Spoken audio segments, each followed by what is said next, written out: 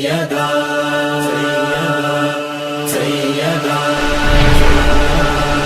سیدہ یا السلام علیکم ورحمۃ اللہ وبرکاتہ۔ خیر مقدم ہے آپ کا فدا نامے میں۔ غزوہ خیبر کے کچھ عرصے کے بعد کا ذکر ہے کہ ایک دن ایک باوقار خاتون بارگاہ رسالت میں حاضر ہوئی اور اپنی کچھ ضروریات بیان کر کے سرکار دو عالم صلی اللہ علیہ وسلم سے درخواست کی کہ نقدی یا جنس وغیرہ کی صورت میں انہیں کچھ عطا فرمایا جائے۔ اتفاق سے اس وقت حضور پر نور نبی کریم صلی اللہ علیہ وسلم کے پاس کوئی چیز موجود نہ تھی، اس لیے آپ نے معذرت فرمائی، لیکن وہ خاتون اصرار کرتی رہیں کہ ان کی درخواست کو شرف پذیرائی بخشا جائے۔ اتنے میں اذان کی آواز آئی اور حضور نبی کریم نماز کے لیے مسجد تشریف لے گئے۔ وہ خاتون بھی اٹھ کر قریب ہی اپنی بیٹی کے گھر چلی گئیں جو جلیل القدر صحابی حضرت شرجیل بن حسنہ کے اہلیہ تھیں۔ وہاں انہوں نے دیکھا کہ ان کے داماد حضرت شرجیل تہبند باندھے گھر میں ہی بیٹھے ہیں اور نماز کے لیے مسجد نہیں گئے ہیں۔ یہ خاتون داماد کو گھر میں بیٹھا دیکھ کر سخت آزردہ خاطر ہوئی اور غضب آلود لہجے میں ملامت کرنا شروع کر دی کہ نماز کا وقت ہو گیا اور تو گھر ہی میں ہے۔ حضرت شرجیل نے کہا، خالہ جان مجھے ملامت نہ کیجیے، بات یہ ہے کہ میرے پاس ایک کی قمیص تھی جس پر میں نے پیوند لگا رکھے تھے، حضور نبی کریم صلی اللہ علیہ وسلم نے اسے مجھ سے عاریتاً مانگ لیا ہے۔ میں نہیں چاہتا کہ ننگے بدن مسجد جاؤں اور جب لوگ مجھ سے اس کا سبب پوچھیں تو میں ان کو بتاؤں کہ میری قمیص حضور نبی کریم صلی اللہ علیہ وسلم نے عاریتاً لے لی ہے۔ وہ خاتون داماد کی بات سن کر سکتے میں آئیں اور کہنے لگی، میرے ماں باپ رسول اللہ صلی اللہ علیہ وسلم پر قربان، مجھے کیا معلوم تھا کہ حضور نبی کریم صلی اللہ علیہ وسلم کا آج کل یہ حال ہے۔ میں نے اپنی درخواست پر اصرار کر کے خواہ مخواہ نبی کریم کو اذیت دی۔ یہ خاتون جن کو شریعت کا اس قدر پاس تھا، نماز کے وقت اپنے داماد کو گھر میں بیٹھے دیکھ کر غضبناک ہو گئی اور پھر بے خبری کے عالم میں بارگاہ رسالت میں اپنی بات پر بے جا اصرار نے جنہیں سخت پشیمان کیا۔ وہ خاتون حضرت شفا بنت عبداللہ تھیں۔ حضرت شفا بنت عبداللہ کا شمار نہایت جلیل القدر صحابیات میں ہوتا ہے۔ ان کا تعلق قریش کے خاندان عدی سے تھا۔ عدی کے دوسرے بھائی مرہ تھے جو رسول کریم صلی اللہ علیہ وسلم کے اجداد میں سے ہیں۔ اس لحاظ سے حضرت شفا کا سلسلہ نسب 8 پشتوں میں رسول کریم صلی اللہ علیہ وسلم کے نسب نامے سے جا کر ملتا ہے۔ اسی طرح 5 پشتوں میں عبداللہ بن قرط پر حضرت شفا کا سلسلہ نسب حضرت سیدنا عمر فاروق کے نسب سے جا کر ملتا ہے۔ والدہ کا تعلق بنی مخزوم سے تھا، ان کا نام فاطمہ بنت وہب تھا۔ حضرت شفا کی شادی ابو حسمہ بن حذیفہ عدوی سے ہوئی تھی۔ ابو حسمہ کی حالات کسی کتاب میں نہیں ملتے۔ کتب سیر میں حضرت شفا کے قبول اسلام کے زمانہ سال کی تخصیص نہیں کی گئی ہے، لیکن اس بات پر سب کا اتفاق ہے کہ وہ ہجرت سے قبل کسی وقت ناسازگار حالت میں سعادت اندوز اسلام ہوئی اور پھر جب بارگاہ رسالت سے صحابہ کرام کو مدینہ منورہ کی طرف ہجرت کرنے کی اجازت مرحمت ہوئی تو انہوں نے بھی ہجرت کا شرف حاصل کیا۔ حافظ ابن حجر نے اصابہ میں لکھا ہے کہ وہ ان چند خواتین میں سے تھیں جنہوں نے سب سے پہلے ارشاد نبی پر لبیک کہا اور عرض مکہ کو ہمیشہ کے لیے چھوڑ کر مدینہ منورہ میں مستقل اقامت اختیار کر لی۔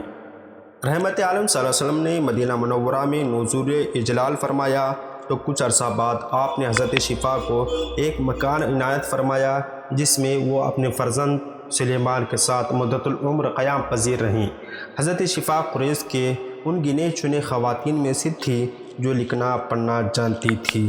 کئی امراض کے مریض ان کے پاس آتے تھے، وہ جھاڑ پھونک کے ذریعے یعنی منتر ٹوٹکے سے ان کا علاج کرتی تھی۔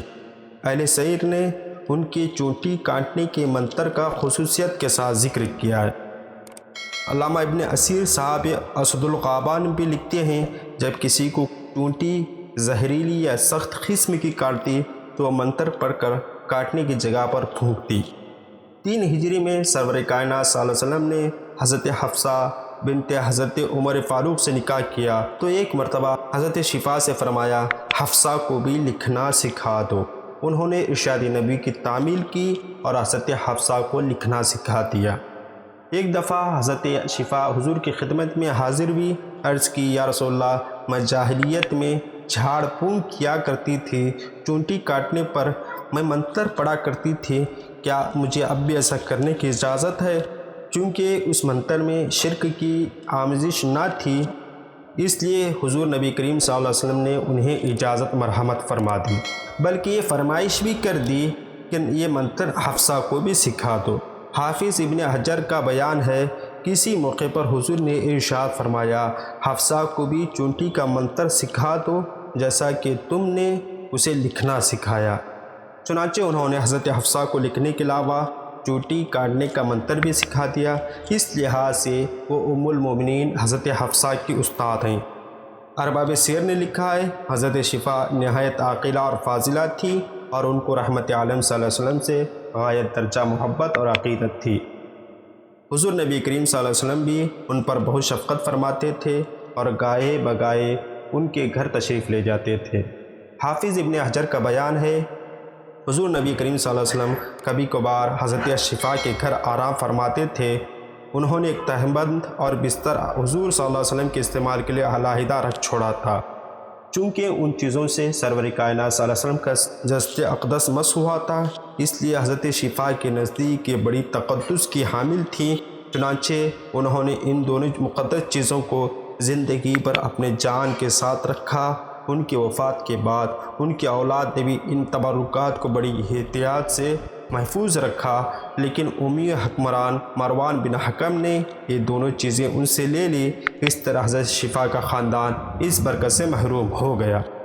حضرت شفا کو بارگاہ نبی میں جو تقرب حاصل تھا، اس کی بنا پر تمام صحابہ کرام ان کی بڑی تعظیم و تکریم کرتے تھے۔ حضرت عمر فاروق کے نزدیک ان کی قدر و منزلت کا عالم یہ تھا، جب وہ تخت خلافت پر جلوہ افروز ہوئے تو کبھی کبھی بعض اہم مسائل میں ان سے مشورہ کر لیا کرتے تھے، ان کی راہ کی بہت تعریف کرتے تھے۔ حافظ ابن حجر نے ابن سعد کے حوالے سے لکھا ہے کہ حضرت عمر کو حضرت شفا کی فضیلت اور رائے کا بڑا پاس تھا اور وہ ان کو بازار کا اہتمام سپرد کرتے تھے۔ اس روایت سے معلوم ہوتا ہے کہ حضرت شفا صاحب رائے ہونے کے ساتھ ساتھ انتظامی صلاحیتوں کی مالک بھی تھی۔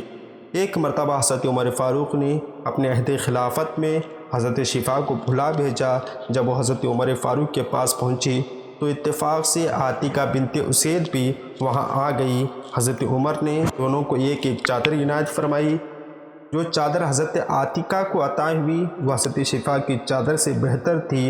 حضرت شفا کو یہ بات ناگوار گزری۔ انہوں نے ناراضی کے لہجے میں حضرت عمر سے مخاطب ہو کر فرمایا، میں عاتکہ سے زیادہ قدیم الاسلام ہوں اور تمہاری بنت عم بھی ہوں، پھر تم نے مجھے خود بلا بھیجا، لیکن ان ساری باتوں کے باوجود تم نے عاتکہ کو مجھ سے بہتر چادر دی، حالانکہ وہ بن بلائے محض اتفاق سے آ گئی۔ حضرت عمر نے فرمایا، واللہ یہ چادر تمہارے ہی لیے تھی، لیکن جب عاتکہ آ گئیں تو مجھے ان کی رعایت کرنی پڑی، کیونکہ یہ نسب میں رسول کریم صلی اللہ علیہ وسلم سے زیادہ قریب ہیں۔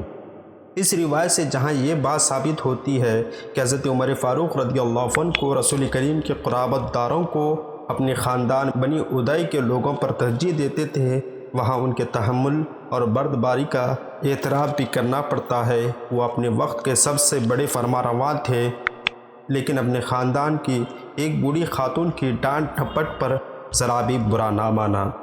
اس بات سے اس روایت سے یہ بھی ظاہر ہوتا ہے کہ حضرت شفا نہایت جری اور بے باک تھی۔ دل کی بات خواہ کتنی سخت ہو، برملا کہنے میں کسی کی کوئی رعایت نہیں کرتی تھی، اگرچہ ان کا مخاطب خلیفہ وقت کیوں نہ ہو۔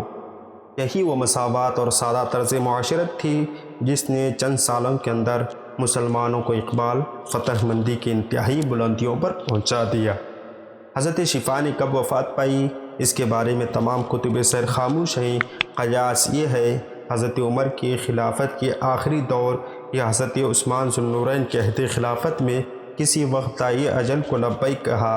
حضرت شفا کی اولاد میں صرف ایک لڑکے سلیمان اور ایک لڑکی کا پتہ چلتا ہے، دونوں شرف صحابیت سے بہراور تھے۔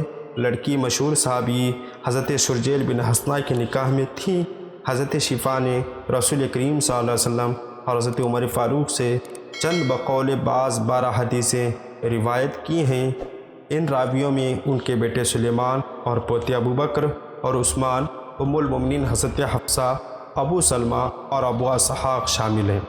آپ سے درخواست ہے کہ اگر آپ نے ہمارا چینل سبسکرائب نہیں کیا ہے تو سبسکرائب کر لیں، بیل بٹن بھی پریس کر لیں اور اس ویڈیو کو لائک اور شیئر ضرور کریں، اور ساتھ ہی اگر یہ ویڈیو فیس بک پر دیکھ رہے ہیں تو فدا نامہ فیس بک پیج کو ضرور فالو کریں۔ السلام علیکم۔